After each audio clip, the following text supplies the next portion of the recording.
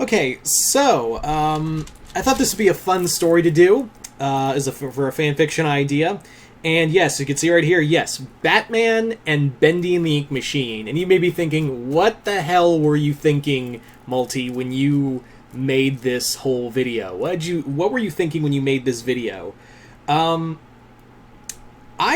was kind of thinking, yeah, it's a long stretch, but hear me out. Bendy kind of follows the same route as Batman, where it's more of a mystery story, it's dark, and if you play your cards right, you can make a Batman story a horror story in of itself. So, kind of the same themes. So let's jump right into this whole wacky story of Batman and Bendy and the Ink Machine. So, this story is pretty much a story where where most Batman stories begin. A murder scene. So, a old animator who's been known for like several cartoons. He was a part of several different studios, but the one he was known best for it's not Joey Drew, by the way. It's not Joey Drew or, Henry. It's another part of the animation team. And this guy, he had done other animations before, but the one he was best known was helping with the early cartoons of the dancing demon Bendy. And Batman knows Bendy, not personally, but like he's seen the cartoons. He actually thinks back to a time where he was a kid watching like old reruns of Bendy and the Ink Machine, and his dad walks in and goes, "Oh, I used to watch Bendy when I was a kid. I used to watch these cartoons all the time when I was your age." And Bruce says that was a happy moment in my life that I will never forget, of me and my dad just sitting on, just sitting on the couch, eating breakfast and watching these old cartoons together. And he's looking at this animator dead on the ground as Batman and as an adult, and he's like, and once again, another happy memory is ripped from me.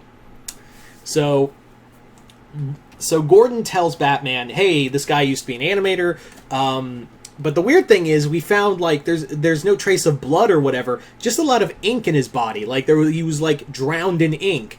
And it's weird because nothing was stolen. The place was rummaged around. Nothing was really taken.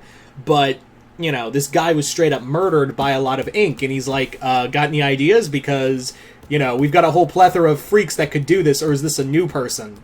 And Batman's like, I'll run tests and come back to you on that.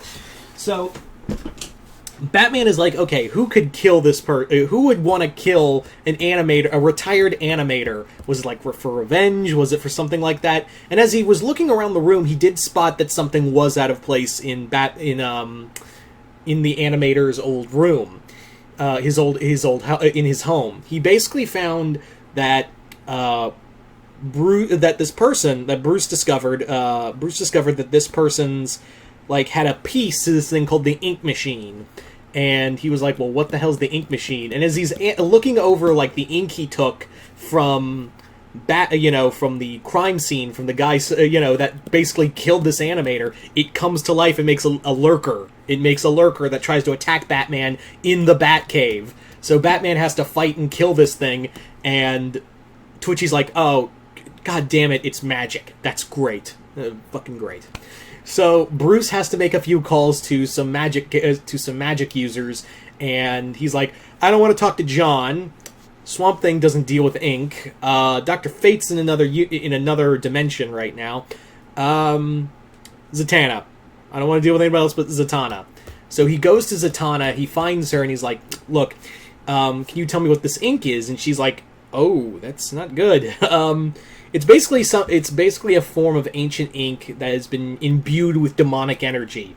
Bruce, what did you get wrapped into? And he's like, cool, thanks. I'll keep you on standby when I figure out what the hell's going on. So while this is going on, Batman goes back to Gotham and discovers there's been more murders of different people. And he's also been looking into all these why these murders are connected. Some of them are part of animation teams that were all tracing back to Joey Drew Studios. So Batman is combing the city for more, clues or whatever, and he gets attacked by more lurkers. And as he's fighting them, he slowly realized that there's got to be something controlling them. And that person controlling them turns out to be an escaped Sammy Lawrence from the studio. He was trapped in the studio, but now he's out. And the person who let him out was Henry. Henry let him out and let everybody out of the studio. There was basically Henry and his multiple timelines of living Henry basically found one of his timelines found a doorway out of the studio and into Gotham City. Because, yeah, the ink machine, the parts of the ink machine were built in Gotham before being brought to Joey Drew Studios. So there was a connection there between the studio and Gotham City. So rather than just lock everything up, Henry has been trapped in this infinite time loop for so goddamn long, he let everybody out. He let the lurkers out. He let Alice out. He let the Butcher Gang out. He let everyone out into Gotham, and they're slowly starting to alter Gotham City. Like, Batman, the more he's looking into this, the more he's slowly seeing a Gotham that's looking more cartoony. Like, it's looking more like he's going into buildings and whatnot, and it's looking more cartoony and stuff like that. He goes to Arkham, and it looks like an early Disney cartoon, like an early black and white Disney cartoon, and Joker's having a ball, of course. He is having a straight up gay old time with this just outright insanity that Batman has to go through. So Batman now has to track down Henry and bring him down, and just bring him down.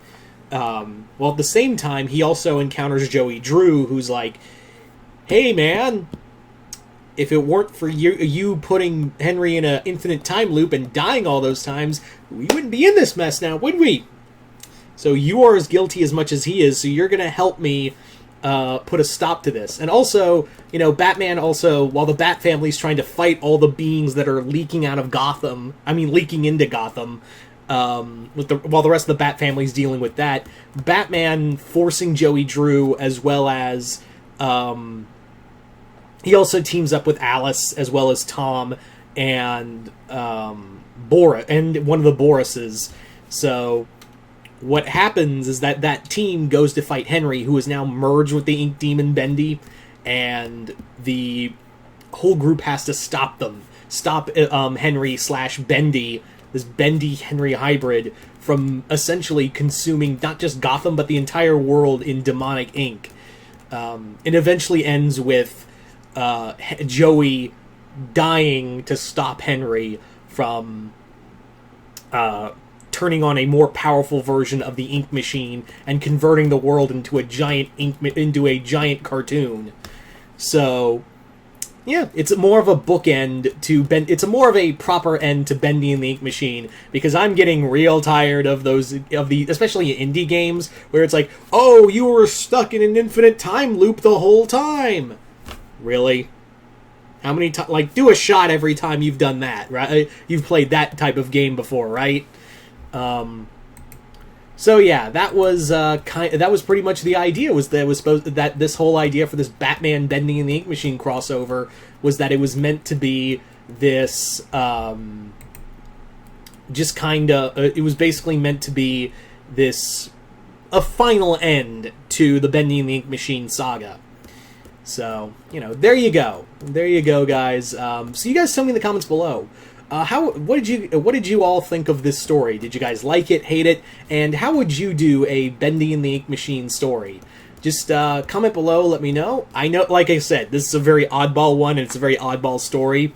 But I thought it would be kind of fun. I thought this would be a fun one to talk about and see what you guys thought of all of it. Anyway, once again, I'm Mr. Multiverse. I'll see you next time in the Multiverse.